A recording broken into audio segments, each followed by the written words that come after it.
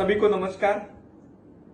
मैं सनातन संस्था का राष्ट्रीय प्रवक्ता चेतन राजहंस आप सभी को दिवाली की अनेक अनेक शुभकामनाएं देता हूं।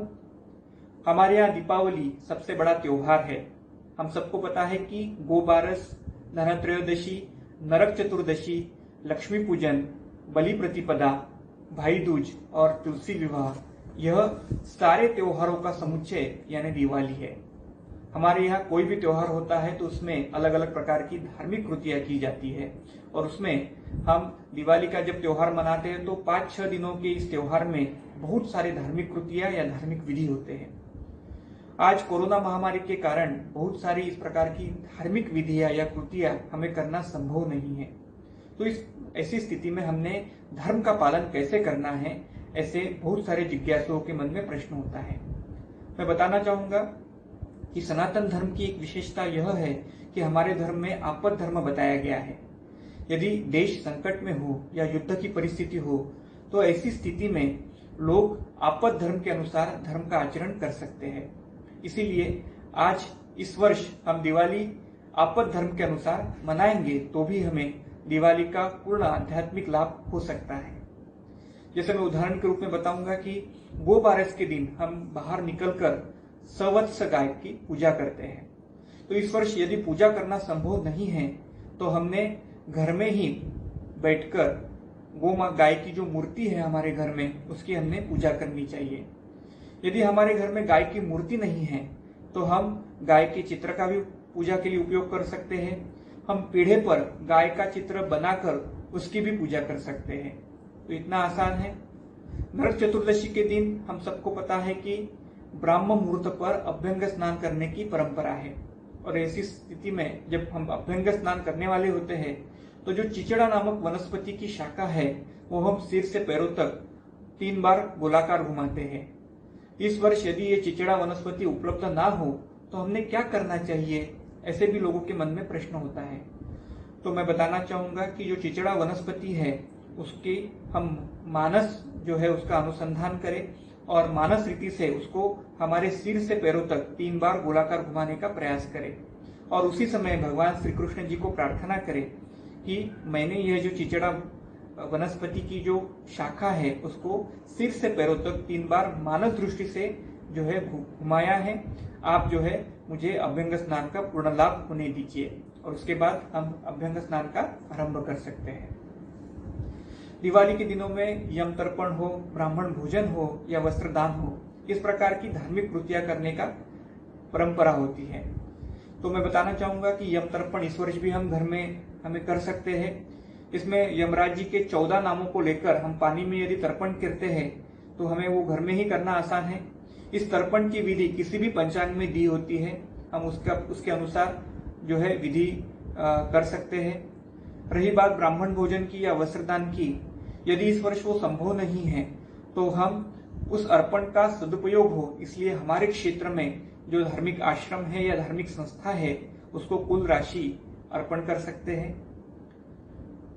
लक्ष्मी पूजन के दिन धन, गुड़, किले या बतासे इत्यादि सामग्री से हम पूजा अर्चन करते हैं।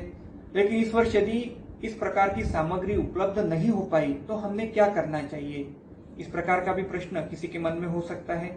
तो मैं बताना चाहूंगा कि जो उपलब्ध सामग्री है उसके साथ हम पूजा विधि कर सकते हैं और वो भावपूर्ण रीति से होगा इस दृष्टिकोण से प्रयास कर सकते हैं।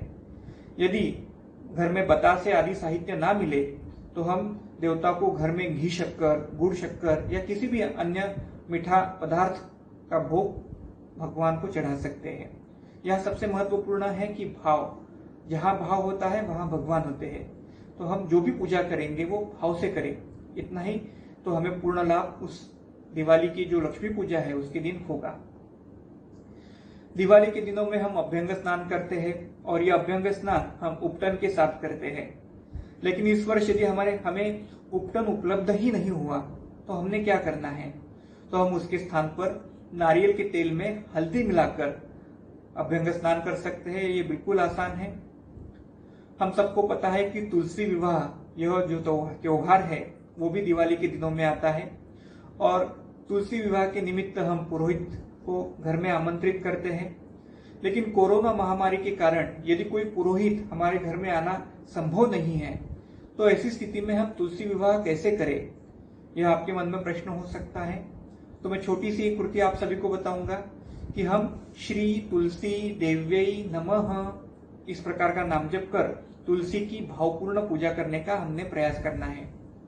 और जैसे ही पूजा पूर्ण होती है वैसे हमने राम रक्षा की जो पंक्ति है जो मैं अभी बताऊंगा आपको वो कहनी है।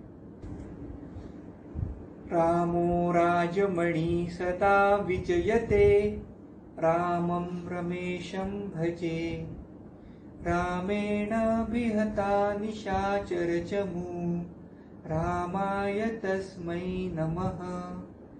रामान्नास्ति परायणं परतरं, रामस्य दासोऽस्म्यहम्। रामे चित्तलय सदा भवतु मे, भो राम मामुद्धर। इस श्लोक कहने के पश्चात बृहद स्तोत्र रत्नाकर नामक ग्रंथ में दिए गए सरस्वती स्तोत्र के प्रारंभ में जो आगे की जो पंक्तियां है उसे हमने कहना है। मैं आप सभी को वो एक बार बोलकर बताता हूं।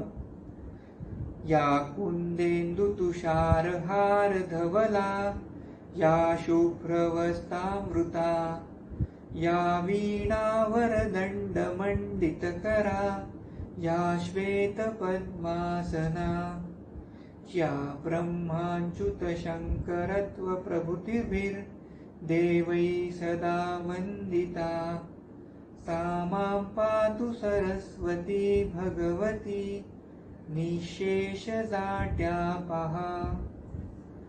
यह जो सरस्वती जी का श्लोक है यह बोलने के पश्चात सुमुहूर्त सावधान कहकर तुलसी पर अक्षत चढ़ाए। आज मैंने जो दिवाली का आध्यात्मिक महत्व या त्योहार मनाने की जो पद्धति है वो आपको जो विस्तृत जानकारी दी, यह सनातन निर्मित ग्रंथ त्योहार मनाने की उचित पद्धतियां और शास्त्र इस ग्रंथ में दी गई है। यह ग्रंथ sanatan-shop.com इस वेबसाइट पर उपलब्ध है, आप ऑनलाइन खरीद सकते हैं। sanatan-shop.com के साथ साथ आप sanatan.org यह वेबसाइट भी दे सकते हैं। इस वेबसाइट पर दिवाली से संबंधित सभी आध्यात्मिक शास्त्रीय जानकारी उपलब्ध की गई है। मैं सभी को पुनः एक बार दिवाली की शुभकामनाएं देता हूं। आपकी घर की दिवाली बहुत ही आनंद की अवस्था में जो है पूर्ण हो और आप दिवाली का पूर्ण स्वरूप से आध्यात्मिक लाभ उठा पाए, यही भगवत चरणों में प्रार्थना। नमस्कार।